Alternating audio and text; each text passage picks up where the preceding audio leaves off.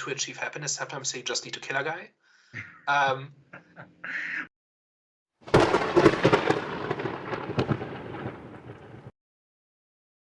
Hello, everyone. Welcome back. We are back. The Eye of the Storm podcast. I'm here with my boys Daniel and Hervey. Yes, I am back. Hi. All right, guys. Before we get into the main discussion, we need movie recommendations for the audience. So, what's the best recent thing you guys seen? I mean, I've been away for a number of weeks now, and in that time, I've watched a few different things that were surprisingly good and surprisingly better than I thought they would be. So I'm gonna actually just like list off a few things that I'd recommend. Number one, Challenges, which was the tennis movie with Zendaya in it. That was like a very different movie than what I was expecting. And it's all about sort of kind of like her relationship between these two tennis players and her relationship with tennis as well. And she's kind of like your typical mad about tennis, very driven, very very focused on sort of being the number one best tennis player. And then and because of that, she treats her relationship with the two other main guys in the movie based on their same enthusiasm for tennis as well, which is like quite interesting to see how it plays out. And then you have like this, without kind of like spoiling it too much, you have this like climax towards the end of the movie about her whole point is that tennis isn't a tennis match; it's about the relationship with the other player, and you kind of see that play out throughout the movie.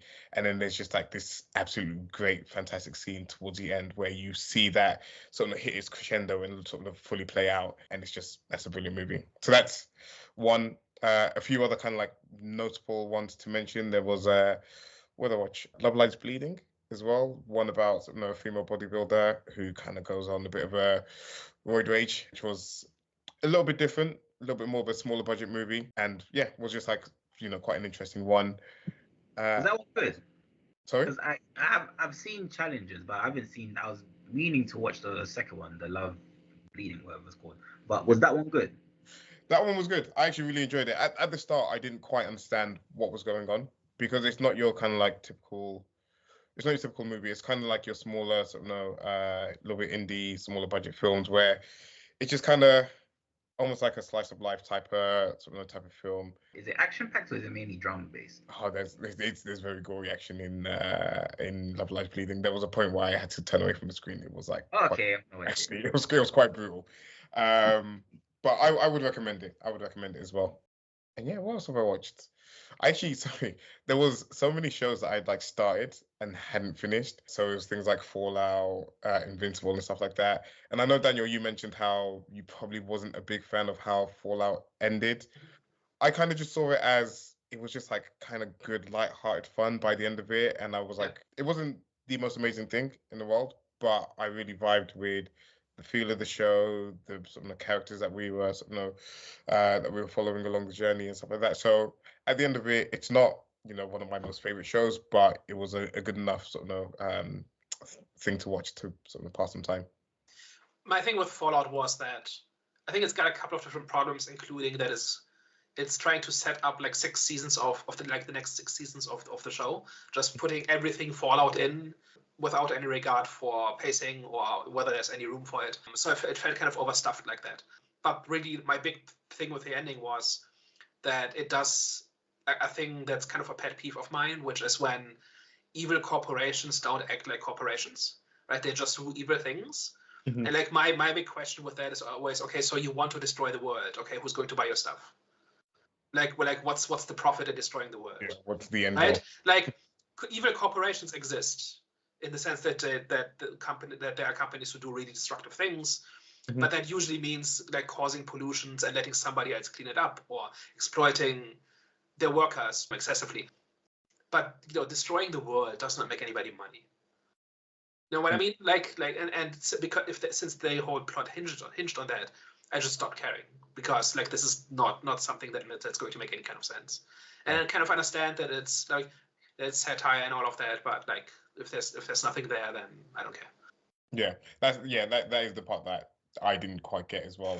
Like I understand the whole like vault stuff and selling people buying their way into the vaults and stuff like that sure. as well. But it was just like you said, what's the eventual end goal of it, sort of what comes, sort of what comes next, Yeah. and maybe and I get profiting from the apocalypse or profiting from nuclear war, Yeah. causing it. That's kind of bad for business. Mm-hmm. Like that's the part that where you kind of I kind of left the train. Yeah. I mean, let's hope they explore it a little bit further, because I think they were sort of, they left it off where they were gonna sort of do a little bit more investigation, or sort of kind of see, sort of peek behind the curtains and see what was really going on. So maybe they might explore it a little bit more in season 2. Yeah, but Fallout as a whole, I haven't played the games very much, but they seem to have evolved in a similar direction where they do that sort of thing, and like it's not a glitch, right? It's not just an episode. It seems really baked into what Fallout is now, and I just don't find that interesting. Yeah, I mean, I'm not familiar with the games either, so I wouldn't be sort of comment too much on that. But it's a really quality show. It just went in a couple of places that I didn't find interesting. Yeah, and like I said, like again, for me anyways, I felt like the sort of main character was sort of charming enough for me to kind of like follow on and just like enjoy what was going on. And there were some like side quests where they might have got a little bit distracted as well in it. And I know the whole joke sort of from sort of reading a few things about Fallout, I know the whole joke is how, you know, you get too distracted by all the different side quests that, you know, you don't really focus on the main quest when you're playing the game essentially. And I think there was, you know, a comment by the Gaul who said, I can't remember what the comment was exactly, but it was along the lines of, you know, every good story kind of like follows on, you know, gets sidetracked by like the side quest or whatever like that. But yeah, the whole feel of it was good. Maybe some like misdirections here and there. So my thing this week is Incantation, which is a 2022 Taiwanese found footage folk horror movie. And what it basically is, a group of Taiwanese teenagers, like early 20s, like university students, go to witness a religious rituals in the countryside of Taiwan. And they essentially break all the rules of that religion. Like they do everything you're not supposed to do, and as a result bring a curse upon themselves. And the movie is essentially about this woman trying to kind of deal with that and survive that and try to do something about that.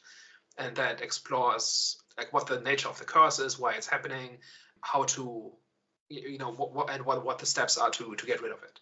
And it's really, really strong. It's really atmospheric. The found footage conceit doesn't quite work because they after a while they kind of start hand waving why somebody would be filming in that way.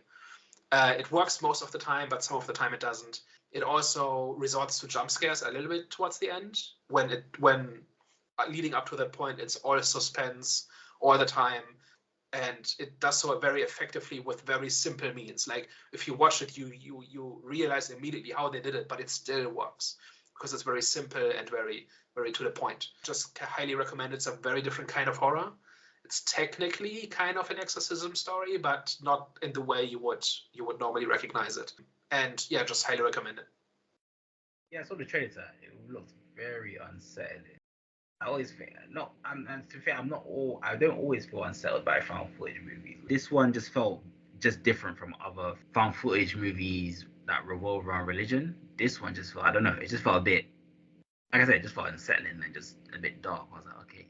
I was a bit skeptical to go and watch this. I am gonna go watch it, but yeah, I was just a bit scared. Like, if I watch this, yeah, the fact that it's Buddhism and Taoism as opposed to Christianity makes it feel completely different, because those religions are, and just Chinese folk religion in general, like the entire region, is a lot about there are good energies and bad energies, and they bring good fortune or bad fortune, and everything you do either attracts or deflects one of those energies, and you should live your life in a way that attracts the good energy and repels the bad energy. And like there's this elaborate code of how you should do things and what you should do and things like that to manage all of that. And the movie basically asks the question: what happens if somebody ignores all of that and makes every mistake possible?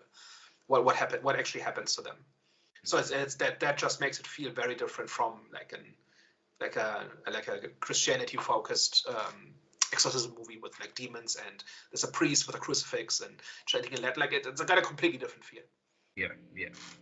I'm intrigued to see how they kind of try and counteract whatever demon or whatever they're facing, evil spirit they're facing. To go see, like you said, because it's not like it's not based around Christianity, so I'm not expecting to see any crosses or anything. So I want to see Yeah. what the practice is for this one. So maybe.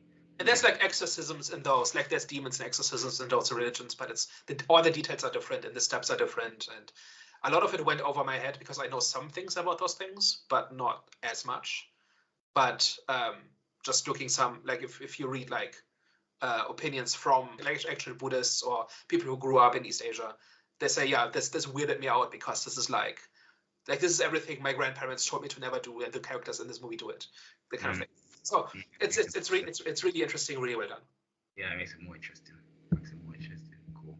I actually watched quite a lot this week. Power Book 2 new season came out. Dark Matter, I watched that. The Boys, which was amazing. Watched that as well, season 4. But also I watched this old film which I watched a long time ago. I had to watch it again. Touristas. That movie it's just a fun. So just young travelers go to Brazil for a vacation. And then they end up getting into the coach ends up getting into a crash. Thankfully, everyone's safe. And the coach nearly tumbles off the hill. The driver's like a madman. But then they end up at a beach, and then they end up getting drugged at that beach, and then it just goes. They end up getting drugged and robbed at that beach, and then it just ends up going downhill from there. As in, like, it gets very sinister because the place that the location they're in, they're known, like, people there apparently kidnap foreigners to get their organs. So it becomes very dark and fun and action packed and exciting, and just the whole, it's like a group survival movie. And you already know how I feel about these type of movies. One of my favorite movies. So yeah, man, Touristas, I say go and check that out. It's a fun film. I think I saw it many years ago, but I remember it maybe a scene or two. But I remember it being pretty gripping. Okay, wow. I thought you were gonna say pretty rubbish, but I thought you were gonna say it was pretty rubbish, but well, I remember it as being kind of visceral. Okay. Well, did it not have that impact on you? Or? No, I said this was a fun movie. As I said, that's what I'm recommending. Say, yeah, I thought you were gonna say it was rubbish. All right, okay. We generally don't agree on a lot of movies. I've realized during this, during our journey. But actually, I don't agree with both of you. Generally agree, but me and you guys, you don't really agree on a lot of the movies that we watch. But hey, but anyways, main discussion time. Hitman. 2023 Netflix movie which released in 2024. Don't know why. Yeah, Jonathan, what's your thoughts? From teacher to private policeman to hitman, this was a good movie. It's an would you say it's an action rom-com, or would you just say it's an action comedy? Anyways, I really enjoyed this film. Surprisingly, I really enjoyed like seeing the many personas, just like the transitioning into different people and transitioning into different hitman. Just seeing the many personas and how I forgot what the main actor's name was, but how he kind of played the role. I think the acting was definitely good standard for today's standard, because a lot of the acting that we've seen in movies past couple of years, I'd be very skeptical. But the acting in this one was really good. But I really enjoyed just the whole transitioning into different people, into different personas, and how he kind of balanced out, how he kind of managed to live a life as 3 different people in a way. And also I really enjoyed how he subconsciously manifested the girl that he liked, girlfriend, into what, which we'll speak on later. But this movie was a good watch. I enjoyed it. The storyline itself I like the storyline, man. I don't think there wasn't really much to it in terms of like it wasn't like, I don't think it's gonna be like an Oscar nominated film. I don't think it can be because it wasn't released in cinema. But can it be? Does it have to be released in cinema? I think it has to be. That's why Netflix sometimes shows it like in a cinema for a week or something, just so they're eligible. I wouldn't say it's one of the best movies of 2024, but I would say it's definitely a fun film. There is some like comedy, especially in the like seeing the main actor turn into different hitmans, and obviously seeing their personas. So that was definitely fun to watch. I'd say that the relation dynamic between him and his girlfriend was definitely like it was enjoyable as well. It was a bit unrealistic because obviously the character that he was playing as a teacher, as him being like I always find it weird, right, when a guy that's proper chiseled and seen as a sex symbol is playing as the nerdy type of person that doesn't really get girls. I'm like, it's kind of hard to believe. You know what I'm saying? So that's you know that's a negative for me, but you know I feel the same way with any other movie. So it's not just a movie, but that's just my personal opinion when it comes to stuff like that. But besides that, I think it's a fun movie. I'm still trying to wrap my head around whether if I like it or if I don't like it, and I'm very much on the fence with it because the premise behind it was very very interesting. I mean, it's based on a true story as well, which is quite interesting.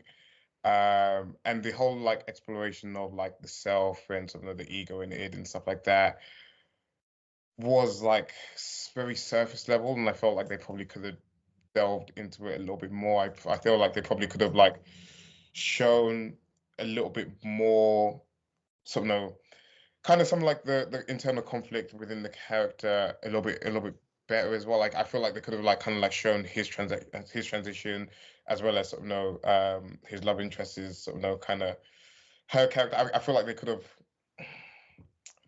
improved the way that it was portrayed in the movie, in my opinion. But I do agree with a lot of what you said in terms of like his his performance, Glen Powell's performance in this movie was really strong. I really enjoyed it. Again, sort of playing loads of different personas and stuff like that. Again, another part that I didn't think was sort of super believable was how we just went from being a teacher and someone that kind of helped with the electronics behind the scenes to then being the person that has to go and speak to the people that sort of are recruiting Hitman and being so confident in it and not having any flaws and kind of being perfect at it from the very start. That was a little bit hard to believe, but I'll give it a pass as maybe a smaller budget film, and they maybe just wanted to get straight to the point and didn't want to kind of like cover that. But again, I feel like that probably drags it down a little bit for me on my side. And yeah, it's again on the surface, it's a good movie, but it just didn't dig deep enough. And I feel like it had a lot more potential and it had a lot of good ideas which weren't fully explored or delved into enough, which is why I'm on the fence with it.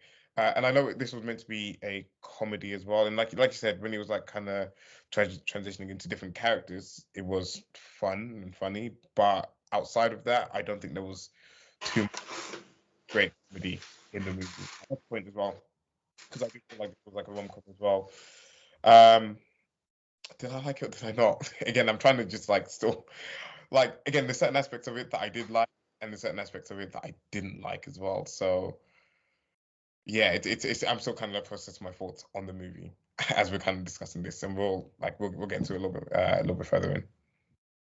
So overall, I like this movie quite a bit.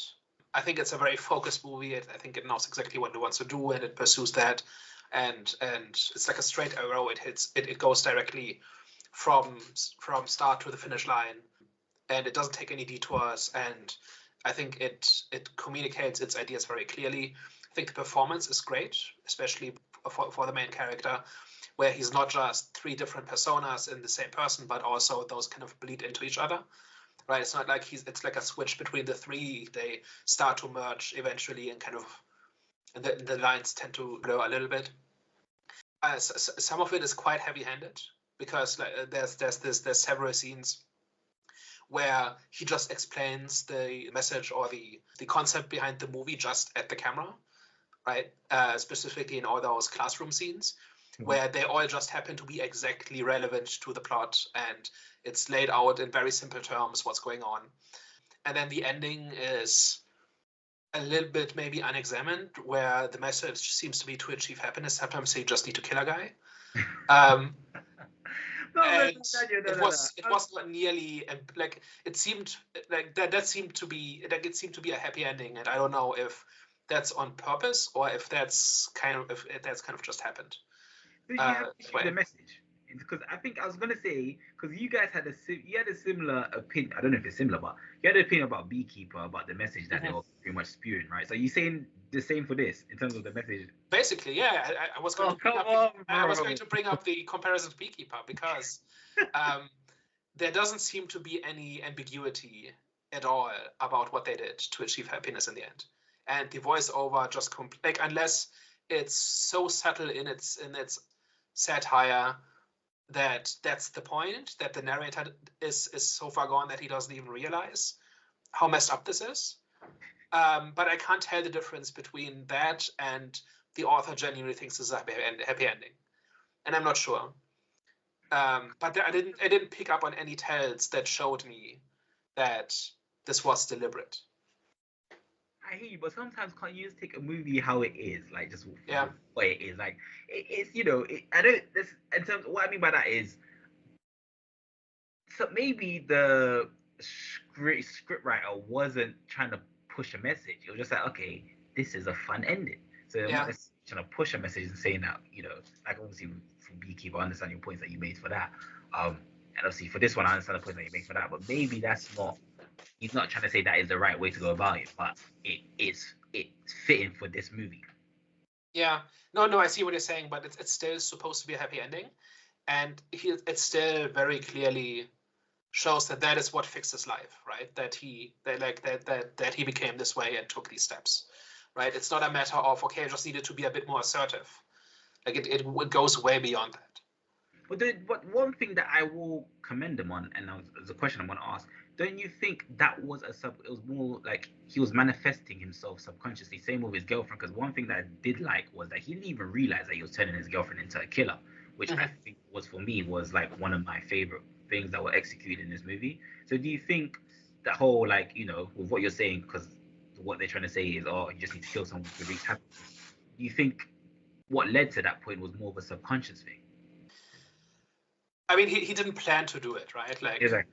But so the reason I kind of was taken aback by the ending a little bit, which is they get found out by the corrupt cop, right? And he confronts them, tries to blackmail them, they shoot him, and then they are a happy family with children, and they have achieved everything they want, right?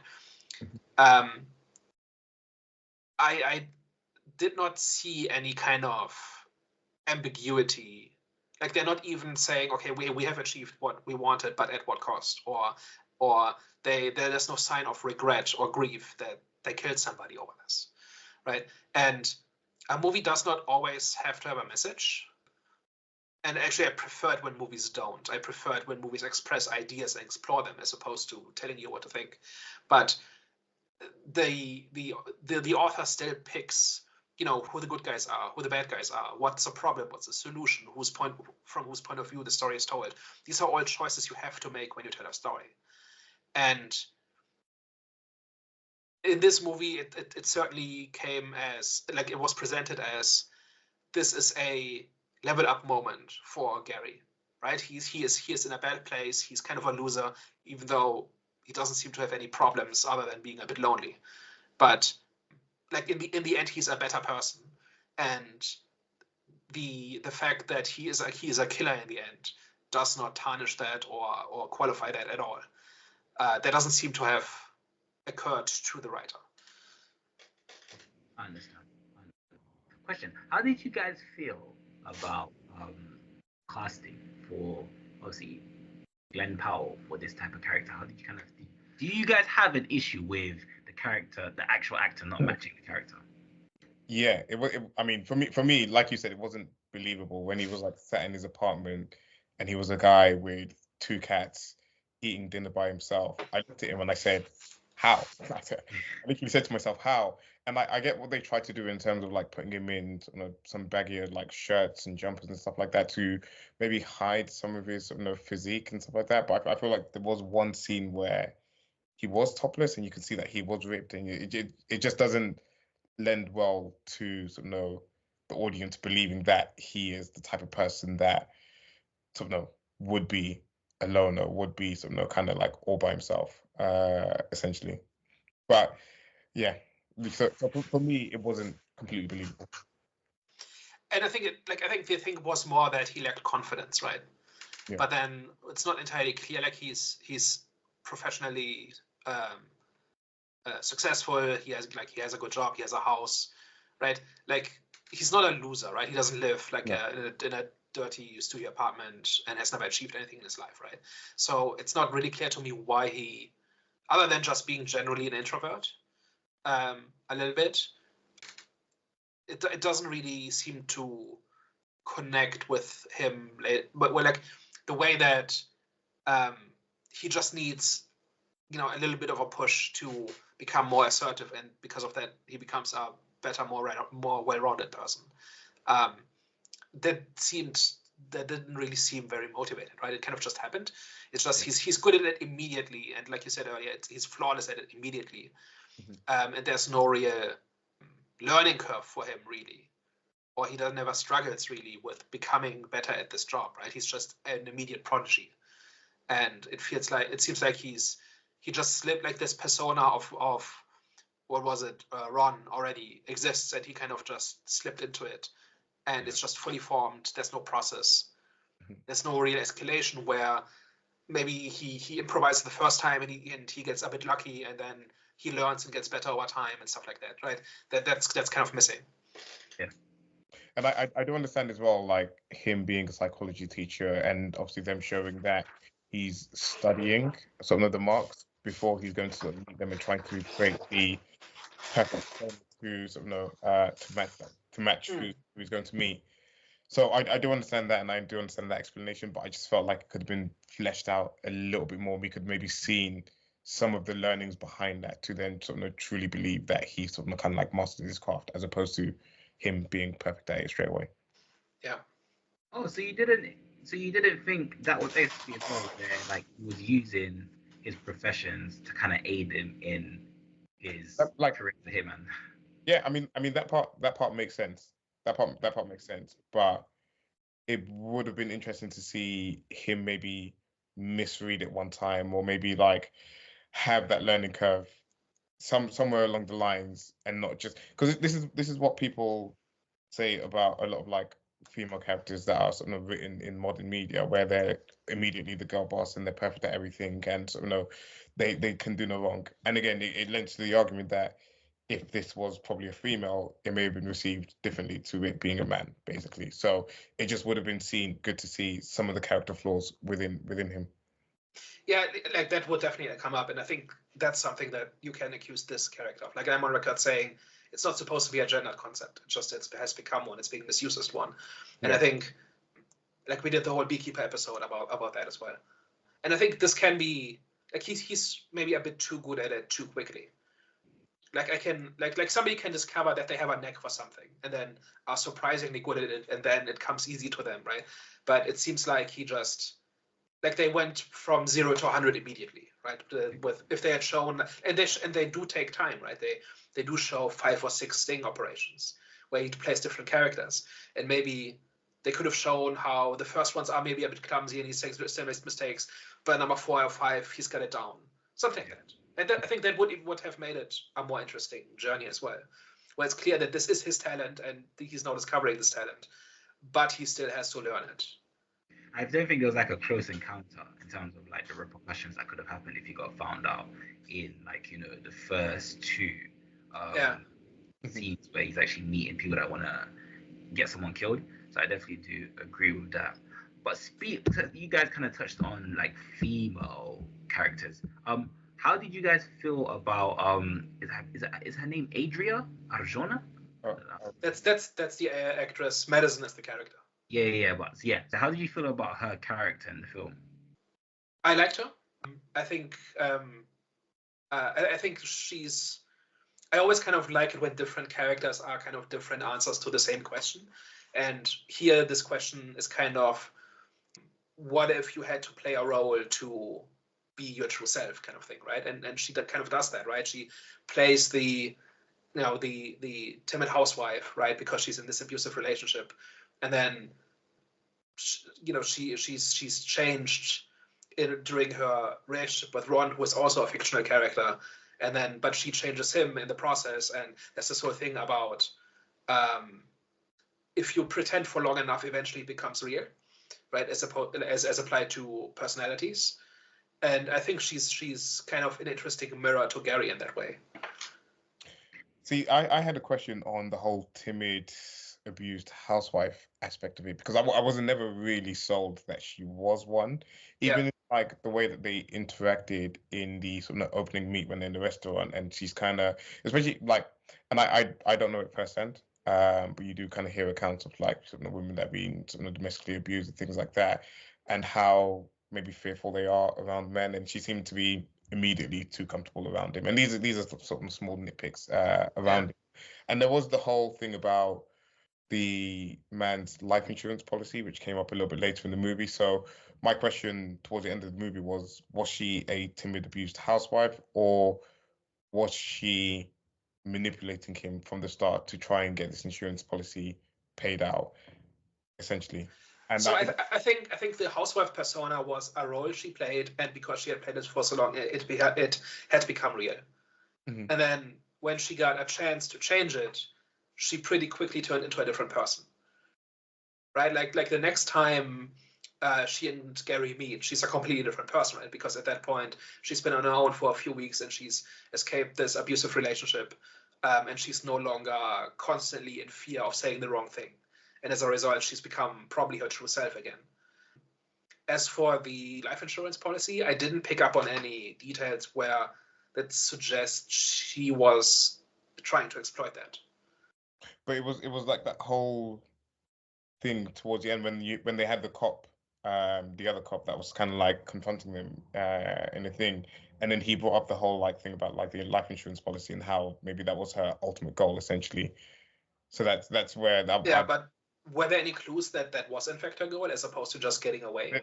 But then this is what my issue was. Like again, I feel like the actress played her role really well, but then it's just like within the material itself is that it wasn't completely fleshed out or wasn't completely clear whether she was the timid housewife that was an abusive relationship and then sort of kind of like found herself and found a character, or was she manipulating from the very start and sort of kind of like this manipulative person from the get-go, which is and sort of trying to get the insurance payout, because if you're going to go to a hitman and say that you want the husband dead, you maybe want to you likely would give the reason that you're in an abusive relationship, and he's sort of kind of like got this power over you, and you just want to be released from that, and that's why you want them killed, as opposed to saying you want this insurance payout directly to the hitman. And also the scene where her partner or her husband, and sorry, just one more thing about the life insurance policy as well, is the whole thing of like where she said to the hitman that they were divorced, but when they met her husband, or when he met her husband, he said that they were in the process of being divorced, but they weren't officially divorced, but still likely for her to get the payout, essentially. Yeah. And then just lastly, just back to the club scene of them meeting the husband. It didn't play out as if he was a controlling, manipulative husband as well. It seemed like she'd kind of like left and had been with someone else, and he was maybe like a little bit jealous, but it didn't give. He had this like power over her essentially. So that's just like my small issues with the character and how it's portrayed. Yeah, there's a few things there. I believe that he was really abusive because every time we see him, he is acting in a way that's consistent with that, right? He's not portrayed as just a nice guy that people have been lying about or something, right? I didn't see any, like in every single scene, I got the sense that this idea was being reinforced, that he is in fact an abusive spouse, and that I believe that Madison was in fact afraid of what he would do if she tried to get away. And yeah, like hiring a hitman is extreme, but I can kind of like the story makes sense to me. And on the other hand, I didn't really see any clues that she was lying, in fact, or that she was manipulating him. Well, there was also this other thing of when they met at the club, and it was whether it was a coincidence or whether she came there intentionally for them to like actually meet and for that's the one time where I can buy that she set it up, either because she wanted to see what would happen, or she wanted to show off that she was, had moved on from him and didn't need him anymore. And there are a bunch of different explanations, right? Yeah. Do you guys think they should have played a bit more on the mystery of her character, especially in the scene when they find out that her husband got killed, and then straight away she pretty much revealed that she was the one that killed him? Do you think maybe it would have made it a bit more interesting now the hitman actually going on a police investigation where he's trying to find out if she actually killed him, her husband? I think, like Daniel mentioned in his kind of summary, the movie was like very like straight arrowed, and it was very like kind of like direct with where it wanted to go. And I feel like that possibly could have been a direct distraction, and that could have possibly taken the movie to a place where it maybe didn't need to go, especially for kind of it being a smaller budget film, etc. Maybe it just would have been a distraction, and maybe it just would have maybe convoluted everything, because there wasn't really any other suspect, and like he'd mentioned previously, is that like a lot of these crimes are like crimes of passion between people in relationship and stuff like that. So I feel like it might have been a distraction, but I don't know, Daniel, you might feel slightly different on that. My sense is kind of that a big theme in the movie is that you never see a person in their entirety. You only see aspects of them, and that kind of, and you kind of learn more about somebody the more you interact with them, and sometimes they can seem a different person depending on what mood you meet them in, or in what circumstance. And I think if we have too much information about what's going on, that kind of ruins that theme, where nobody can be entirely sure about anybody who they really are in this movie, right? So Gary can't be entirely sure about who Madison is, whether she's capable of this, what she knew, what her intentions were. He can only see that there are different versions of her, and it's not entirely clear which of them is real, if any. And kind of the inverse is true of him, where he was always playing a character, but he was actually, I don't think he ever really lied about anything important to her. Like, he lied about being a hitman and stuff like that, but he didn't lie about like his feelings towards her, for instance, or anything like that, right? So in a strange way, she seems sincere but is keeping things from him, whereas he is lying all the time but is mostly honest in the ways that count. So there's a kind of this strange mirror image of each other. And if we know too much about Madison, I think that breaks that dynamic. Okay. And also, were there any highlight moments for you which kind of solidified that however, you're not too sure if you like the film or not, but so was there any highlight moments for you that stood out? I quite enjoyed that sting montage where he's like 6 different people in the course of 5 minutes. There was I really impressed with how like the range of the actor in terms of coming across as a different person in each one, and I quite enjoyed that. Other than that was probably the highlight. I was going to say, I did really enjoy the scene where he's having to go and meet her, but then the police officers are in his ear, and he's sort of kind of like burst into her apartment, and he's having to like on the phone type out like they're being listened to and this and the other, and they're like playing out this like fake argument for the police to hear and this and the other.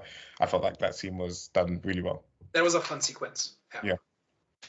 I enjoyed his little like, not battle, but like the beef that he had with Jasper, especially when he was trying to like Jasper didn't out him, but he said when he pretty much revealed that he was still talking to the girl, and then that's when Glenn kind of responded back with, "Oh, didn't you see her also?" I kind of like the back and forth between them two and the like little battles that they were going through. But I actually really like that one as well. That was like if I'm in it, you're in it as well. Mm-hmm. Yeah, exactly.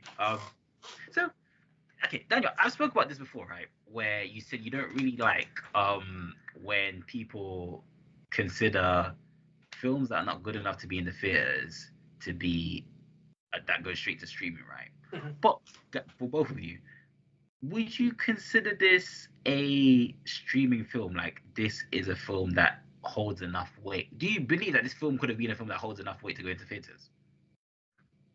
So I think the decision to release theatrically or straight to streaming should just be a business decision in terms of what will make the filmmakers more money. And I think that comes down to how expensive is it to distribute something in theaters and how big is the audience for this and so on. I think if you have a very small niche movie that will definitely bomb in theaters because not enough people and not enough places are going to see it, then you probably shouldn't do it.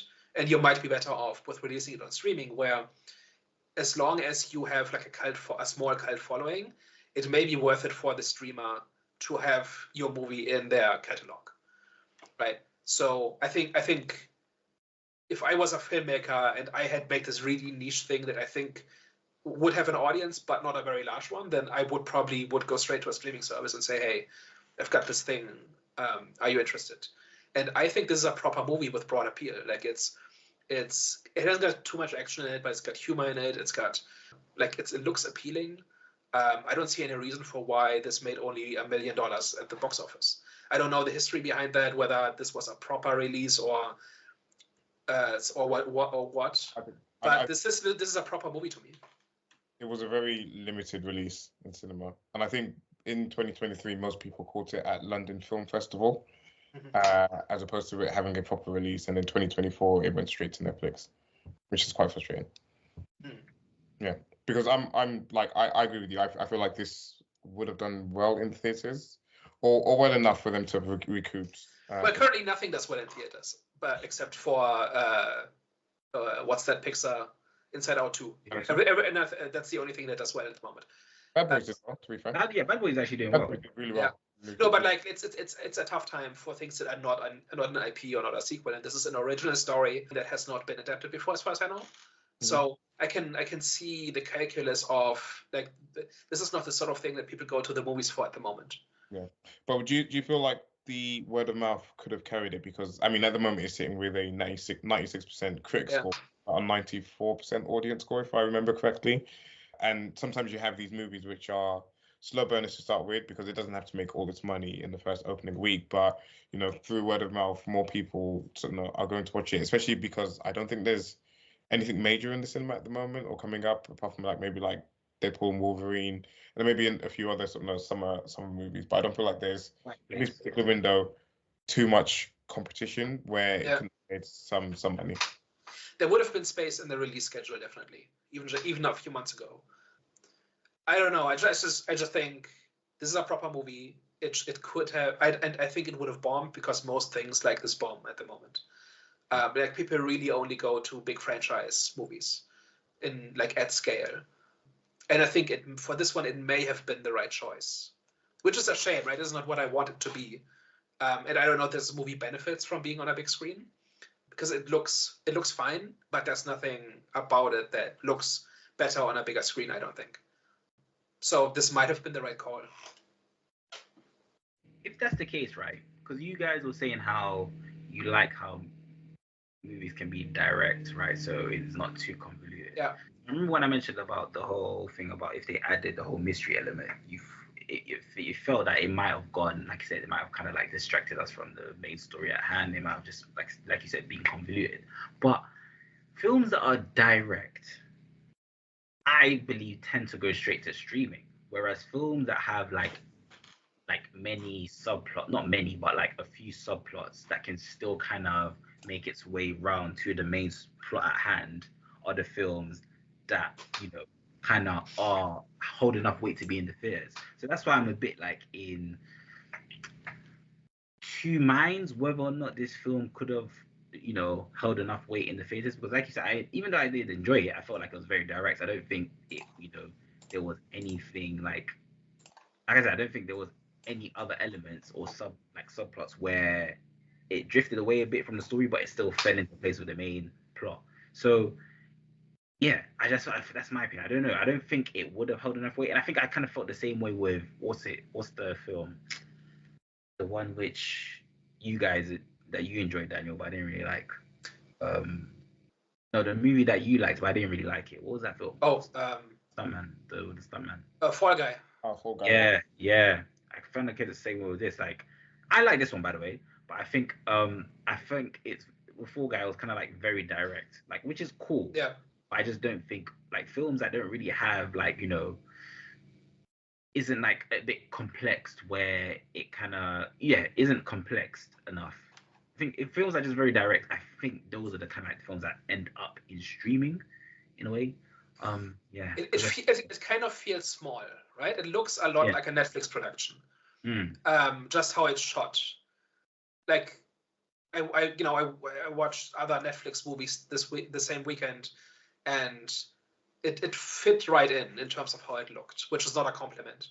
Like, not that I think this movie looks bad, but like, it's like the way things are shot felt very reminiscent of a Netflix movie. But I don't agree with the premise that theater going audiences want more complex stories. Like, I kept, as I was watching, I was being reminded of Terminator, because Terminator also has a very straightforward, direct story, and every scene builds on the last in a linear way until you reach this conclusion. And there's no fat around the sides. There's no real side characters. There's no side plots. And this was the same way. Like, every single scene, every conversation either drove the story forward or hammered home the themes of this movie, right? Like, they can't go 2 minutes without talking about identity and superego and all of these things. And I think maybe that's why the comparison came from, or that's where the comparison came from. So I'm not sure that has any impact on whether it does well in theaters or should be in theaters. I don't know. For me, because it's like, whenever I watch a film that's very direct, I haven't really had a great experience with it. Like, for example, 65. It was very direct. I don't think there was really any like much subplots to it. So it was like, okay. And there was another experience that was Fall Guy, for example, as well. Yeah. Very direct. When was the last time there was a film that was very direct that did amazing in theaters? You mentioned Terminator, but that was years ago. A few years. Yeah. I can't think of any specific example, but I don't know. I mean, I don't see that. I just have a concern that it doesn't hold enough weight, personally, for me. Like, it doesn't have hold enough weight for it to be as engaging as watching a film that is not too complex, but there's different stories at play, but it's still leading towards to the main story. I don't know. That's just my opinion. But yeah, man. I don't know if there's guys. Any last thoughts on it, man?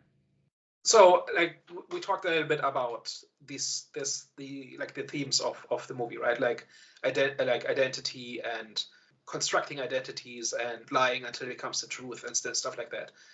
And I said in the very beginning that I thought the ending was really weird and dissonant. Like, it didn't feel like it was thought through. Like, where are we on that? Like, did the ending ring true to you? Or because I have seen movies where it's very clear that they didn't think this through, right? And it doesn't come across the way they intended it, or it's like the author has like a very particular perspective that means it comes across very differently to general audience or whatever. So am I overthinking this? Did I miss the point in the satire, or is this a case where the author didn't think it through? I don't believe. To me personally, it doesn't feel like they thought it through. I feel like they reached a certain point in the story, and then again, like I mentioned, it was based on a true story, and they felt they wanted to take it in a separate direction for whatever reason, where they had him sort of kill the character. And like you said, there wasn't any kind of conflict or remorse or thought sort of kind of like behind it. It just seemed like this is how it's going to go, and they're going to sort of go ahead and live sort of happily ever after with their kids and stuff like that. And it felt, without even knowing how to properly explain it, it didn't completely sit right with how it ended. And again, I thought there would be a lot more internal conflict behind it, but because he seems like a decent person throughout the movie, right? Like, he's good at lying, but he does not really want to harm or mislead people. Like at first he lies to people because they are bad guys, right? Because he wants to prevent a crime, he wants to prevent harm to other people, and he does that by putting away these people who are trying to hire hitmen. And then he keeps lying to Madison, but because this persona lets him be happy for the first time in a long time. So he's always does it with good intentions. And then you also have that scene where he's in the courtroom and they're actually attacking him as a character for being this manipulative and deceitful person to the people that he's meeting, to kind of set them up to be sort of kind of caught by the police as well, which sort of kind of lends to that, where he's like questioning his character and stuff like that as well. But actually, what's interesting about that scene is that Gary didn't answer that question. Ron did. Like the Ron persona comes out and takes over because Gary can't deal with the situation, but Ron can. Right? And which again parallels this idea of if you lie long enough, it becomes the truth. Yeah. Personally, for me, I don't think them living happily ever after was a good ending, but them actually killing Jasper made sense because they were slowly manifesting into killers without them actually realizing, and I didn't really see no other way out of that situation that they were in, because damn well if they were to give him the money down the line, you don't give a blackmailer money, you know what I'm saying? You just don't. You know what I'm saying? You don't negotiate with terrorists. Do you know what I'm saying? So it's that made sense. Them killing it made sense. But in terms of them living happily ever after without any sort of conflict or there wasn't any some sort of conflict or a situation where now they're trying to get out that situation of trying to cover up the murder. Just skip straight into them living happily ever after. That I wasn't really too chuffed about, because I was like, I get that this is action comedy, but at the same time, this is. I actually really liked how that whole sequence played out, right up until to the point where they kill Jasper, because there's this. But how were they supposed to?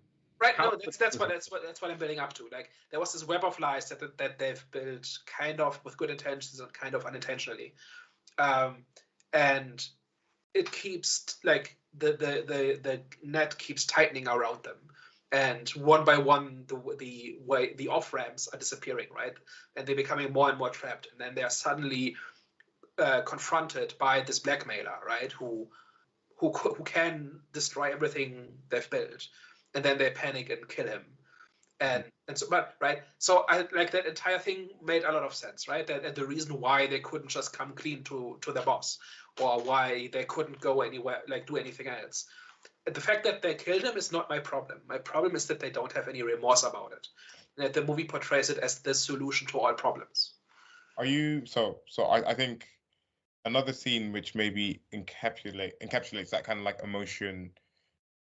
Which I think you're looking for, is the scene where he finds out that she's the one that shot her husband, and then you see the Gary persona kind of like slip out of it, where he's actually panicking and he's like, okay, I'm actually not a hitman, and the other, and actually like, what the hell have you done? And like we're in like a bit of a like fucked up situation. Yeah. I feel like, I guess two things here. Do you feel like that was them kind of showing that he was in that tussle between like the Gary and the Ron persona, and then kind of later in the movie, he's then sort of kind of gone back to the Ron persona when he's gone to Mia because that's what he's most comfortable in? Or do you feel like they probably should have shown a little bit more of that struggle between the two characters again at the end of the movie once they've like killed the police officer? Is that what you was like looking for, essentially? Yeah.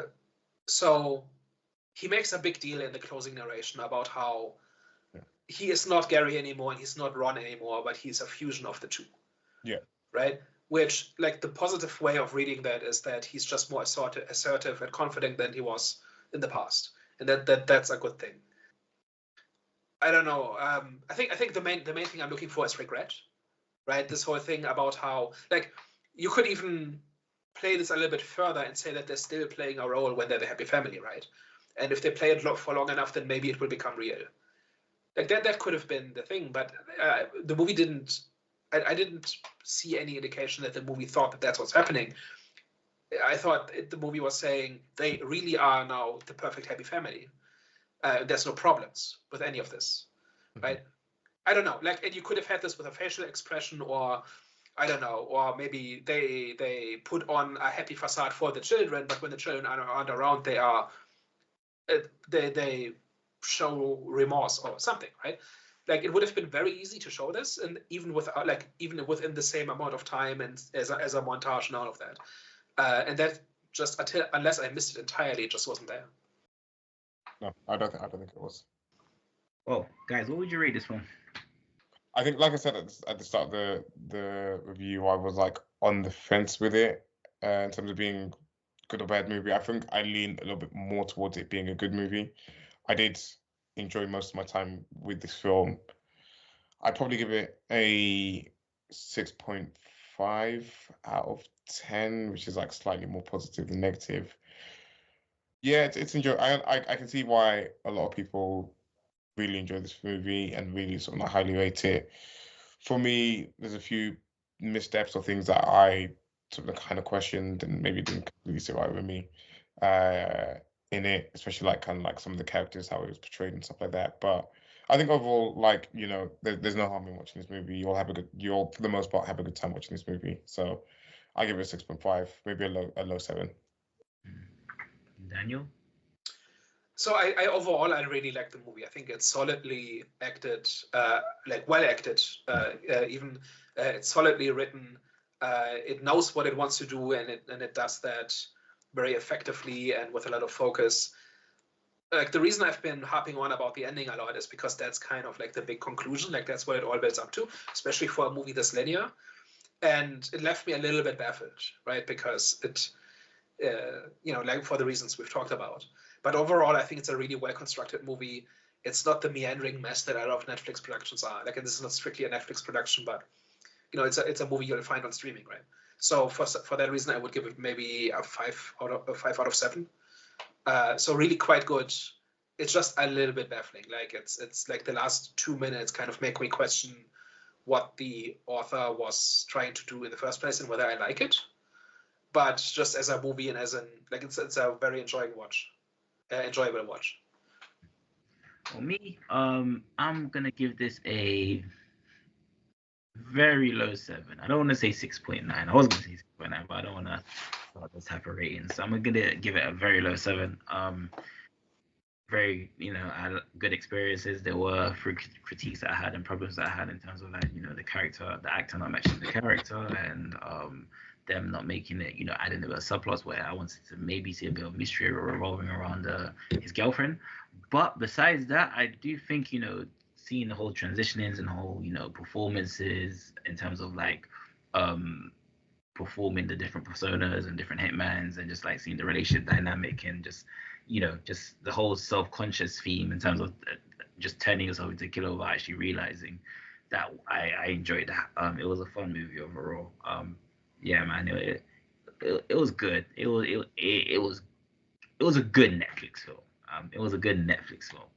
But yeah, cool, guys. Hopefully you enjoyed today's discussion. Hey. Yes, sir. Don't forget to like, share, subscribe. Again, we're only getting bigger. We're only sort of improving. So, yeah, come along on the journey with us. We're more than happy to have you. Definitely. Comment down below what you thought of Hitman also. And we will catch you next week. Over. Ciao. Bye-bye.